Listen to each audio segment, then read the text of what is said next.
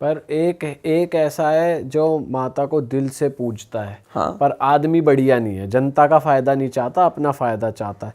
एक है जो जनता का फायदा चाहता है और माता के सामने साफ दिल से हाथ जोड़ता है कि माता मुझे जिता दो। तो कौन जीतेगा?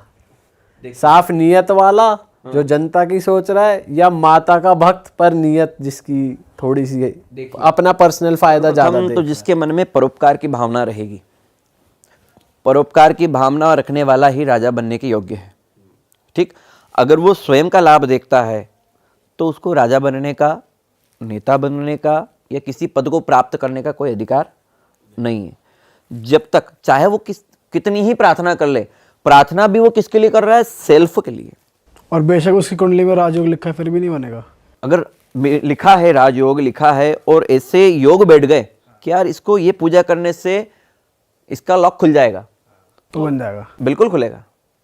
तो वो वहाँ ऐसी चीजें कार्य करती हैं, है ना। अच्छा गुरुजी, एक बात बताओ, जैसे कोई इंसान परेशान है, किसी का काम नहीं अच्छा चल रहा है, तो इंसान कंफ्यूज हो जाता है कि मैं कहाँ जाऊँ, मैं एस्ट्रोलॉजर के पास जाऊँ, या मैं किसी वास्तु वाले के पास जाऊँ, या मैं किसी पंडित जी के पास जाऊँ, या माता बगलामुखी की पूजा करूँ। तो आपके पास अगर कोई आता है तो आप उसकी कुंडली देखते हैं, या पूजा करने से चीज़ें ऐसी हो जाती है कि बिल्कुल ही ज़िंदगी बदल जाए इंसान की? क्या होता है? देखिए, एस्ट्रोलॉजी जो है ना, एस्ट्रोलॉजर भी एक अपना ही शास्त्र है, ज्योतिष शास्त्र जिसे कहते हैं। ठीक है, जब तक ज्योतिषी गणना के आधार पर कुंडली का अवलोकन नहीं किया जाएगा, विश्लेषण नहीं किया जाएगा, तथ्य वितथ्य निकाले नहीं जाएंगे, तब तक उसके लिए प्रयोग क्या किए जाएंगे। ठीक है, कुंडली ये भी बताती है कि तुमको किसकी शरण लेना है। एस्ट्रोलॉजर बिल्कुल सही होते हैं अपनी जगह, लेकिन कोई कोई, हर कोई नहीं। ठीक है, कोई कोई। तो ऐसी कंडीशन में कोई अगर हमारे पास में आता है जिसका व्यापार रुका हुआ हो, व्यापार पहले काफ़ी अच्छा चलता था और अब इस समय में आकर के उसका बिल्कुल ठप हो गया है, वो बिल्कुल जीरो हो गया है ना, तो भगवती बगलामुखी की शरण में आने वालों को शून्यंचा शून्यंच, है ना, वो भगवती शून्य में भी शून्य है, वो आगे एक जोड़ देती है, संख्या बढ़ा देती है। फिर से क्यों बढ़ा देती है? क्योंकि एक मंत्र है बगला भक्त मंदार मंत्र, उस मंत्र से मिश्री, कमलाक्ष, कमलाक्ष का मतलब होता है कमलगट्टे, ठीक है, कमलाक्ष, मधु मतलब शहद, और हरिद्रा मतलब हल्दी, इनका मिश्रण करने से व्यापार वृद्धि हेतु यदि बगलामुखी माता के बगला भक्त मंदार मंत्र से हवन किया जाए या उस मंत्र का विशेष अनुष्ठान कराया जाए, ठीक है, तो भी उसके जितने भी व्यापार के बंधन होते हैं ना, वो खुल जाते हैं। कभी कभी लोग है ना व्यापार का बंधन भी कर देते हैं। हाँ, तो इसके लिए क्या आपको उस इंसान की कुंडली देखनी पड़ती, कौन सी पूजा करूं, या कुछ टाइम बाद इसका व्यापार ठीक होने वाला है तो अभी पूजा की ज़रूरत नहीं है, तो आप भी देखते हैं कुंडली? ऐसा होता है? जी, कुंडली लगभग कुछ हद तक मैं भी देखता हूँ, लेकिन अपने आप में स्वयं कोई पूर्ण नहीं होता। ठीक है, लेकिन अगर कोई भगवती के पास आया जिज्ञासा पूर्ण कि अब माँ मेरी सहायता कर सकती है, ठीक है, वो चाहे एस्ट्रोलॉजर के पास गया, एस्ट्रोलॉजर ने उसको कंसल्ट किया कि तुम ये कर लो, ये कर लो, और कोई अनायास सीधी माता के दरबार में आ गया, तो उसको हम वहाँ से फिर ऐसे ही निराश नहीं जाने दे सकते। क्यों? क्योंकि हम हमारी तरफ से जितना उसके लिए 100% होगा अच्छा ही करेंगे, है ना। उसके जितने भी बंधन हैं उनको खोलने के लिए भगवती से हम लोग प्रार्थना करेंगे, ठीक है, उनके लिए अनुष्ठान करेंगे, हवन करेंगे। कभी कभी क्या होता है, दृष्टि दोष जैसे कहते हैं, नज़र, है ना, दृष्टि चलती है जिसकी नज़र लग जाती है, तो कभी कभी क्या होता है, आप लोग मान लीजिए आगे बढ़ रहे हो, अरे यार ये कितना आगे बढ़ गया है, तो ऐसा योग उस समय के अंतराल में ऐसा योग जब आ जाता है ना कि यार उसकी कुंडली, उसकी शब्द उसके ऊपर प्रभाव कर गए, तो वो डाउन हो जाएगा बिल्कुल, है ना, वहाँ से वो गिरने लगता है। क्योंकि टाइम की बहुत वैल्यू है, टाइम की बहुत वैल्यू होती है। किसी नियत समय पर, जिस समय उसकी वाचा सिद्ध होने वाली और किसी ने नज़र लगा दी कि यार ये इतना आगे कैसे बढ़ गया, तो वो गिर जाएगा फिर। अच्छा भाई जी, ऐसा भी होता है, हमने सुना है कि आजकल पूजाएं ऑनलाइन भी हो जाती हैं, कि किसी के नाम से पूजा पंडित जी ने उस मंदिर में कर दी, लेकिन बंदा कहीं दूर बैठा हुआ है, ऑनलाइन वीडियो पे कर दिया कैसे, तो ये चीज़ें वर्क करती हैं, ऐसा होता है? देखिए, वर्क तो करती है, क्योंकि आज से पूर्व में यदि हम जाते हैं, ये कैमरे इत्यादि वीडियो कॉल वगैरह तो अब चले हैं, मुश्किल से 15-20 साल मान लो, ठीक है, 5-10 साल ही मान लो। हाँ, अरे अपने जन्म से पहले अंग्रेज चलाते होंगे, ठीक है, उस समय की चीज़ें मान लो, लेकिन उसके पूर्व में क्या था? विश्वास, सत्य, धर्मपरायणता, ठीक है। एक ऋषि जो जंगल में निवास करते हैं, जो नगर, ग्राम, राज्य छोड़ करके जंगल में निवास कर रहे हैं, और इधर राजा की तबीयत खराब हो गई या राजा को किसी आध्यात्मिक ऊर्जा की आवश्यकता हो गई, तो वो अपने मंत्री संतरी जो भी रहते हैं उनके माध्यम से सूचना पहुंचाते थे, या तो महर्षि को अपने पास बुलाते थे कि महर्षि जी, महात्मा जी आप आइए और राजा को आपकी आवश्यकता है, ठीक है।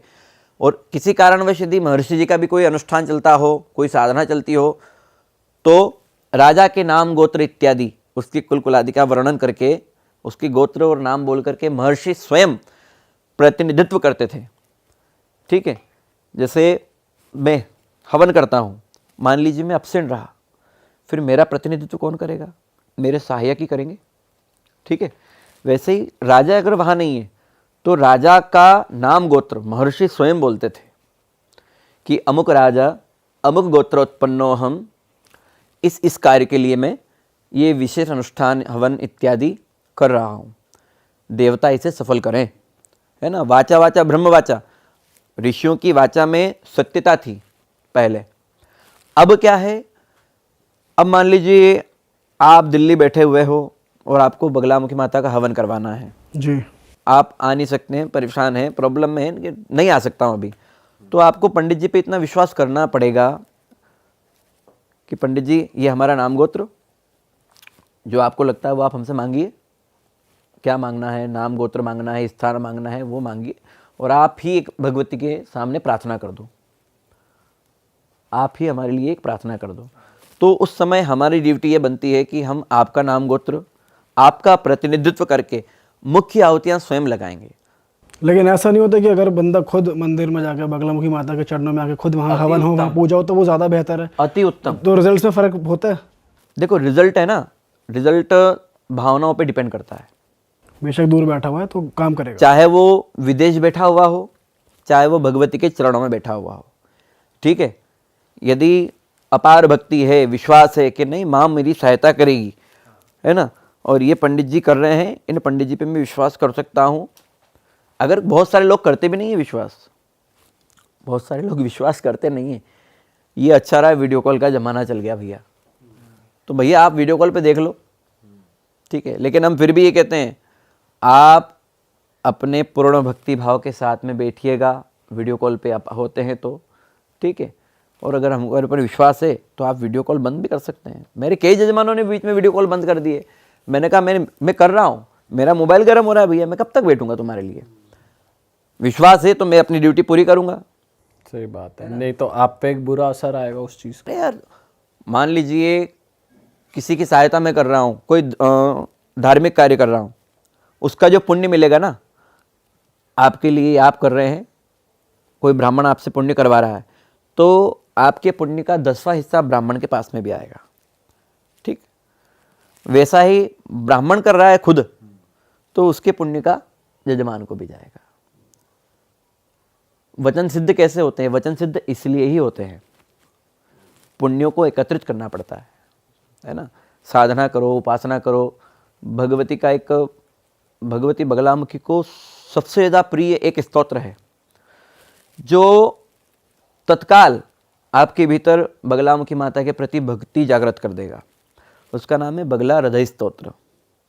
अति दिव्य है भैया, मैंने स्वयं ने उसके 11,000 पाठ कर रखे हैं, है ना। तुरंत रिजल्ट, मैं विदिन 15 मिनट में रिजल्ट देख लेता हूँ, लेकिन मैं एक्सपेक्ट रख करके नहीं करता। मैं किस लिए करता हूँ? मेरी माँ खुश रहे, मेरे ऊपर कृपा करे, मुझसे जुड़े लोगों के ऊपर कृपा करे, बस। आप बता रहे थे कामाख्या देवी मंदिर में आपके साथ कुछ चमत्कार आपने देखा, मैं चाहता हूँ आप वो बताओ हमें भी और एक audience बार को भी। मैं भगवती कामाख्या गया था, वहाँ मेरा एक अनुष्ठान चला था 3 दिवसीय, तारा तकारादि सहस्रनाम स्तोत्र का, और उस समय ना रक्षाबंधन का समय था, ठीक है। और हमारी कोई बहन नहीं है, मतलब जो हमारी हाथ में आकर के राखी बांध दे। तो राखी का पर्व हमारा कामाख्या में रहा। हम लोग, मैंने जितने भी 11 ब्राह्मण गए थे साथ में, सबको माई के दर्शन के लिए भेज दिया। 500 रुपये दिए, बोला कि तुम लिए टिकट लो और वीआईपी दर्शन कर लो, तुमको परेशानी नहीं होनी चाहिए। वो बोले कि भैया आप, मैंने कि मैं आखिरी में जाऊंगा दर्शन करने के लिए, पहले तुम दर्शन करके आ जाओ। सबको दर्शन कराए, सब प्रसन्न हो गए। मैंने कि अब मैं जा रहा हूँ।